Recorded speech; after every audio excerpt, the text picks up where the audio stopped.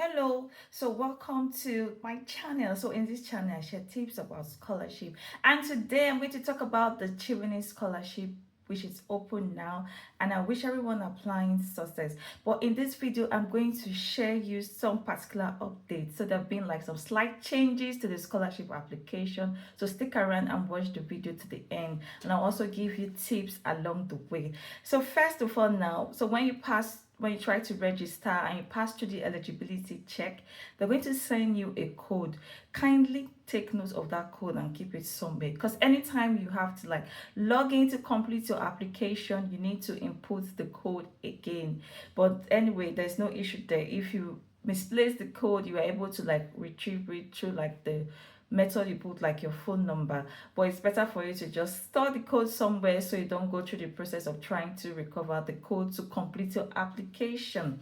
Another important update is the number of work hours.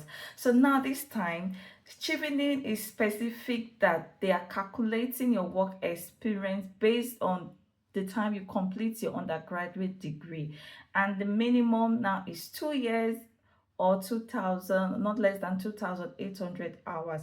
But if you accumulate 2800 hours before 2 years, that's going to be fine. But now the time is that they are focusing on, it has to be after when you complete your undergraduate degree. So I'm going to like read the questions now, and also now they've given you like prompt on specific things that they want to see in your application answer. So I'm going to look down on my phone to read the question, to explain them to you, the prompt, and also give you tips on how to answer so that you pass through the first stage, and then you go for the interview stage, and then you become a Chevener. Take note, I also have other videos about Chevening scholarships and other scholarship on this channel, so don't forget to like, to subscribe, or go through my channel. You can find other videos. So let me go now to start looking at the first question. So the thing is still the same. It's still 4 questions, minimum of 100 words, maximum of 300 words, just that now there are now some prompts. So let's begin. So now, in the leadership experience, they're asking you, describe a time when you demonstrated leadership. So in your answer, please address the following. So take note of these prompts that they have given to you. What was the contest or challenge that you faced? What specific actions did you take as a leader? And what was the outcome? What did you learn? How has this experience shaped your approach to leadership? So I think again, it's still the same method of using the STAR approach, which is the situation, the task, the action, and the result. Okay, so now they're asking you, so what was the contest or the challenge that you faced? So give for example, so maybe like you're in a community and then you notice that there's no good drinking water. So that's a challenge, not just for you, but also for others in the community. So that's kind of like, for example, a content. I'm just making up this example, so don't write the same thing. So what specific action did you take as a leader? So leadership, for most people, they think, oh, I have to occupy a position, I have to be the chairman, I have to be the youth leader of this, or I must be titled ABC before it's considered leadership. No, for me, so you define what leadership is to you. You also want to state that in your example. For you, leadership could be about taking action. It could be about you solving problem. So let's go back to the example I just gave now. So yeah, so there's no pipe-borne water which is affecting people. You can want to give more context to it. That's all, people are having diarrhea or suffering from dehydration, or there's like sanitary challenges in the community because of this lack of good water. So you want to like draw out, give some more broad context to the situation. So that's it. So then what action can you now take now? So you say, oh, maybe you wrote a letter to your local government chairman, or maybe you organize a fundraising, or you reach out to an NGO, for example, Water Aid or some charities somewhere, for them to come to your community to assess it, to engage with the stakeholders so that they can get the buy-in and support for that project. So again, that's like an action that you take. So what was the outcome and what did you learn? So maybe the outcome was that after 2-3 months, the government agency decided to sink a new borehole in the community, or they were bringing there was a truck delivering water to the house. So just give like what happened as a result of your action, and what did you learn in this whole process of. So maybe you learned that, oh, you think that sometimes you have to be in a position, for example, to make a change. Or maybe you think making a change can be very easy, or maybe you think it's something that you could do on your own, but then you learn that, oh, you have to liaise with others, you improve your partnership skills, or you know that, oh, for the community to buy into your project, you have to have continuous engagement with them. So that can also be something that you learned. And they said, how has this experience shaped your approach to leadership?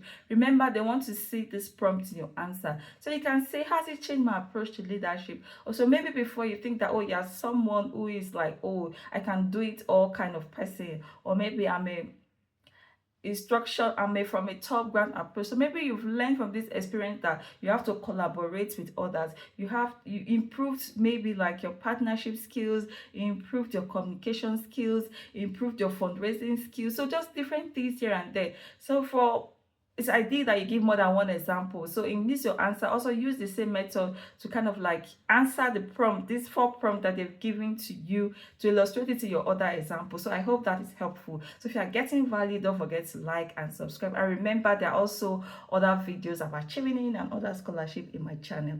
So the next one we'll go is the relationship building and the influence question. This is also like the networking question. And then they're asking you, tell us about a professional relationship you have built and maintained.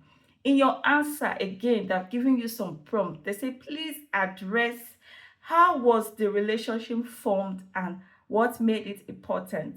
What did you contribute to this relationship and what did you gain from this relationship? How have you sustained or developed this relationship over time? How will these skills help you build connection within the Chevening community and beyond? Again, this is networking question. You know, for some people, what they are saying all these prompts about, the prompt is, okay, so how was this relationship formed and what made it important? Yeah, so they want to know how you build relationship with people. So for example, just give to your own specific, to your own style, give how you build relationship. Okay, so let's make an hypothetical example. For example, so let's use again from your water project, but then let's say this time in your answer it's good to use like different project. Okay, so let's do something else. So maybe you notice that there's out of school children in your community. Again, that's a problem. Or maybe you went for NYC or your neighborhood, or you just felt this calling within you.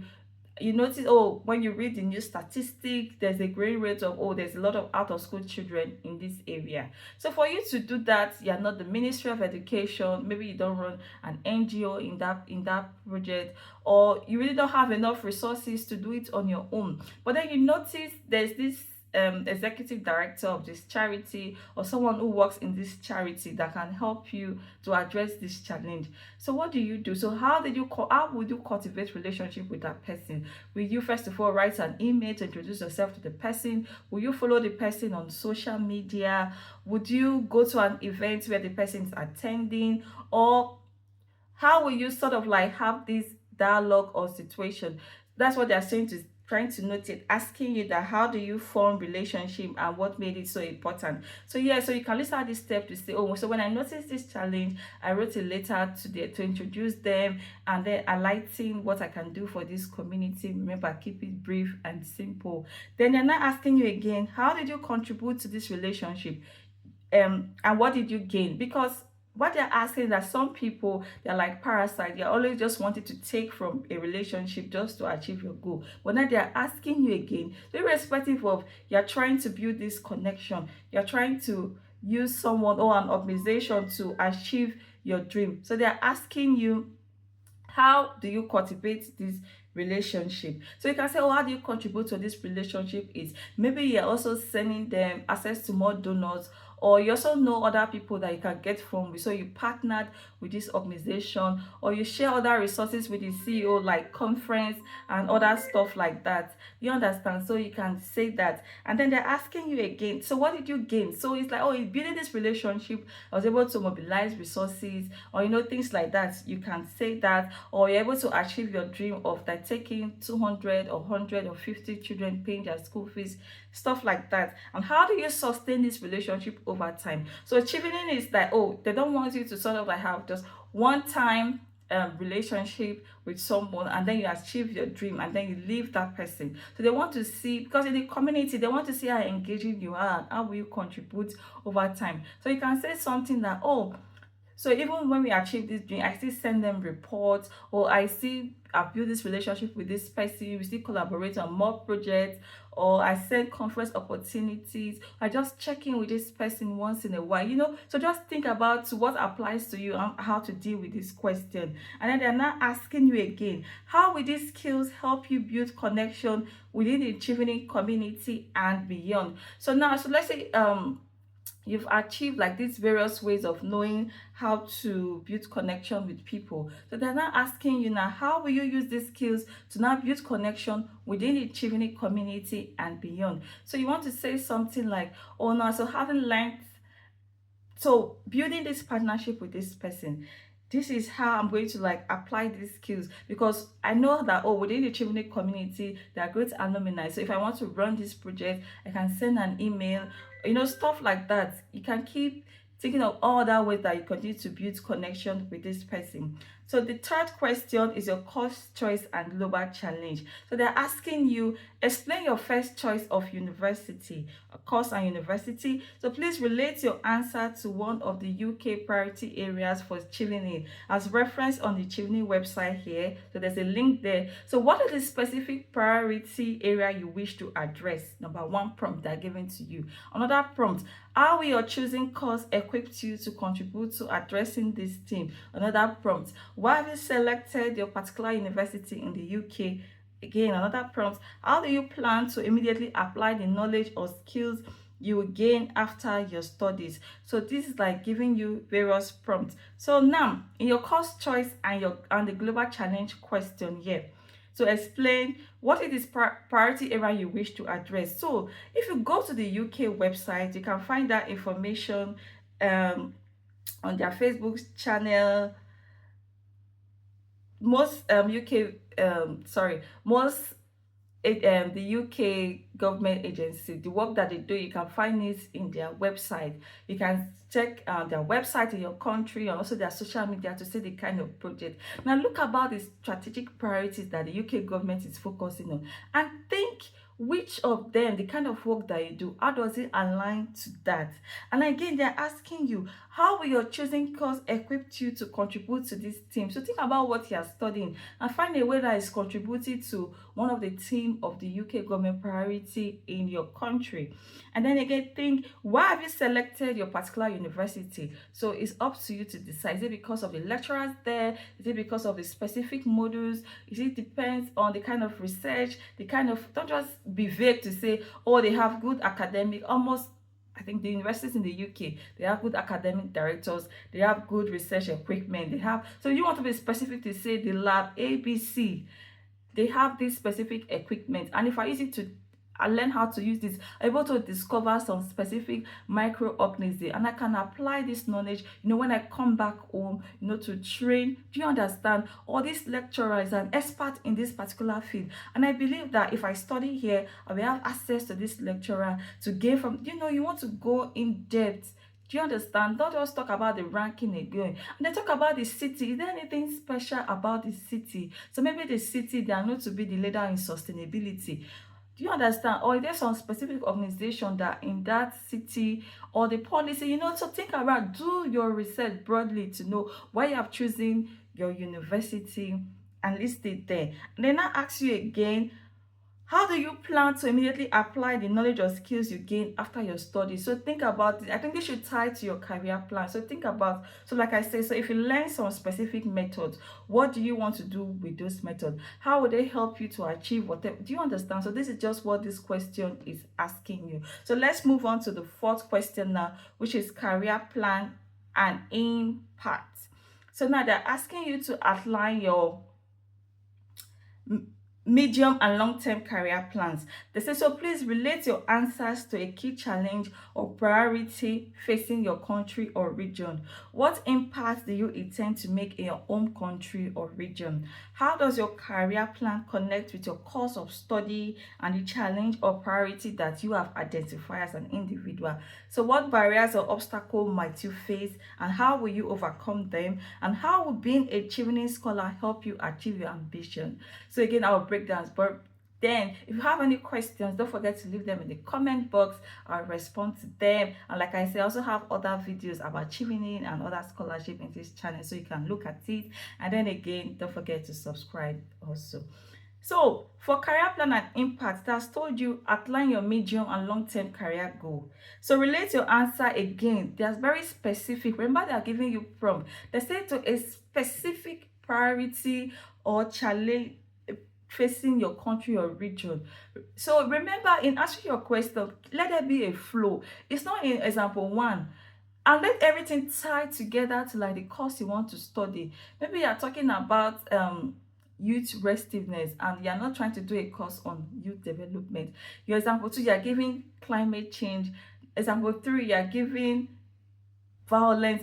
Do you want to like let all your example flow to say, for them to say, okay, this person is working in out of school children, this person is working on women empowerment, this person is working on climate change? So your example should tally to the end. It's not like giving disjointed example here and then. The person reading your application will even be confused to say, okay, yeah, it's good that you have so many experience, but then they are so broad. They want to see specific thing to understand your journey path, and so you help yourself by being aligned. So now it's asking you, what impact do you intend to make in your country? So let's say, for example, you'll be talking about climate change, climate justice, women empowerment, out of school children. So here's the time for you to focus and now say, oh, this is the impact I intend to make. I intend to increase, the enrollment of children in WAEC or something. That's like an impact. That's like a goal. They're not asking you, how does this your career plan now align with your course of study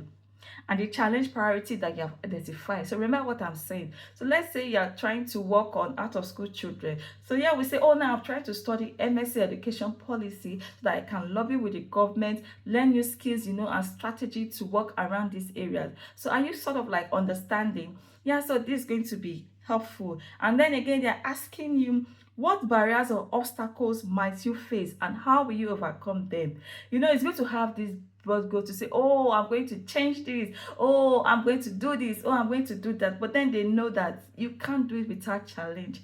Even as rich as the UK government is with all the money, the resources that they have and the partnership, they've not solved all the problems. They still face challenges when working in this area. So they're asking you, for this your dream now, what challenge will you face? You say, okay, yes, you have this goal, but then you have to build partnership with government agencies.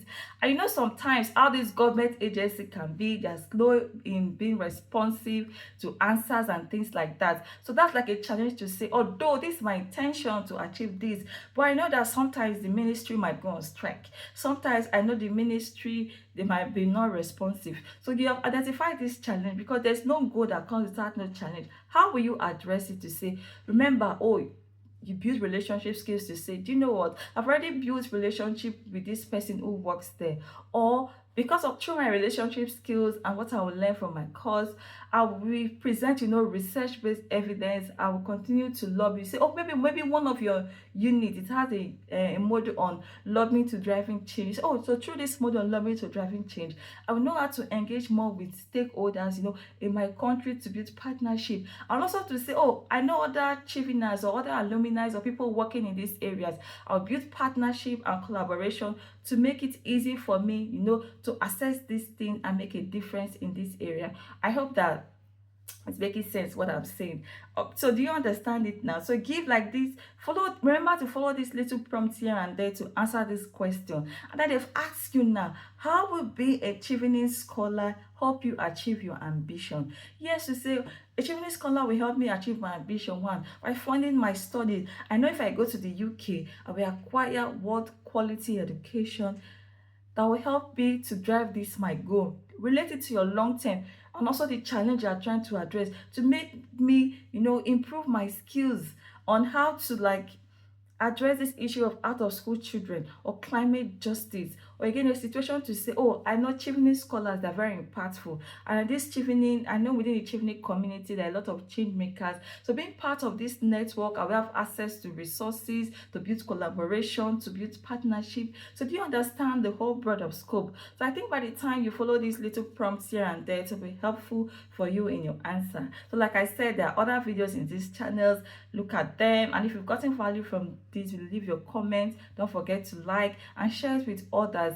And then again, so I think when you follow this little prompt here and there, that will be very helpful in your answer. And I wish you success in your application. I hope to get all the good news that you've passed. See you next time. Bye. Don't forget to subscribe.